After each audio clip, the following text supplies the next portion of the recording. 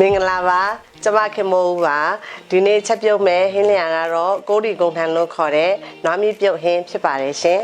စပြီးတော့ချက်ပြုတ်ပါတော့မယ်ရှင်ဒီဥစ္စာတော့ဝယ်ယူလာတဲ့နွားမီးပါနွားမီးကိုပထမသွေးစင်အောင်အတွက်ရင်းနဲ့အရင်စိမ့်ထားရပါတယ်ဒါကိုရင်းနဲ့3ကန်လောက်ဆေးရပါတယ်ရှင်ဆေးပြီးသားအမြများကိုပြန်လဲဆယ်ယူပြီးတော့စပွက်နေတဲ့ရင်းနှွေးအိုးတွေကိုထည့်ရပါတယ်ရှင်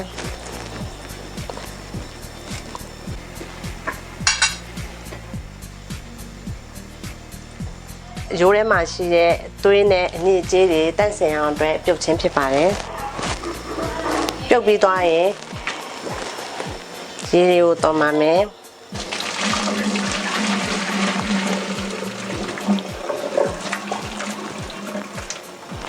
တော်ပြီးသွားရင်အရိုးတွေကိုရေရင်းနဲ့စိမ်ပါမယ်ရှင်ရေစိမ်ထားတဲ့နွားမီးများကိုပြန်လဲဆယ်ယူပြီးတော့ဒါမျိုးကို3ချိန်3ခါပြုတ်ရပါတယ်ရှင်3ချိန်တက်ဆင်ပြီးသားနွားမီးတွေကိုစူနေတဲ့ရေထဲကိုထည့်ပါမယ်ပြီးသွားတဲ့ခါကျရင်မုံလာဥယူတစ်လုံးကိုထည့်ပါမယ်ဒီမုံလာဥယူထည့်ရတဲ့အကြောင်းရင်းကတော့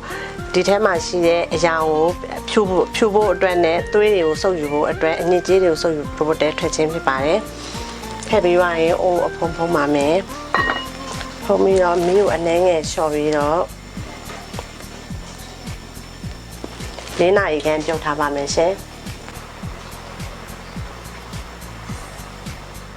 နွားမီးဟင်းကြော်ကဖြူဖွေးတဲ့နွားမီးဟင်းကြော်ဖြစ်ရရှိပါပြီရှင်ပြီးရင်ကျမတို့အပေါ်ကနေပြီးရှိတဲ့အစီလေးတွေကိုဖယ်ပါမယ်ဖယ်လိုက်ရင်စားတော့ရန်အသင့်ဖြစ်တဲ့နွားမီးဟင်းကြော်ရရှိပါပြီရတာအတွက်စားနဲ့စက်သွန်ပြူနဲ့ကိုထည့်ပါမယ်စားဖို့အတွက်ပြင်ဆင်ပေးမှဖြစ်ပါတယ်စက်သွန်လေးထည့်ပါမယ်စားဖို့အစင်းနဲ့ဖြစ်ပါပြီကိုရီကုန်ထန်လို့ခေါ်တဲ့အမဲမီးစွပ်ပြုတ်တော့ချက်ပြုတ်လို့ပြီးပါပြီရှင်တွက်ဖက်စားသားမယ့်အစားအစာတွေကိုတင်ပြပေးပါမယ်ဒီဥစ္စာကတော့စားငရုတ်သီးမှုန့်နဲ့ငရုတ်ကောင်းမှုန့်ပါဒီဥစ္စာကတော့တခွားသေးကင်ချီပါဒီဥစ္စာတော့မုံညင်းရွက်ကင်ချီပါဒီဥစ္စာတော့မုံလာဥကင်ချီပါကတိကိုလွတ်လွတ်ခေါ်ပါတယ်ဒီဥစ္စာကတော့ငရုတ်သီးရဲ့စက်သွန်ပြူရဲ့မုံလာဥနေရဲ့ပါအလိုက်ဖက်ဆုံးအစားအစာကတော့မုံလာဥကင်ချီနဲ့ကအလိုက်ဖက်ဆုံးအစားအစာဖြစ်ပါတယ်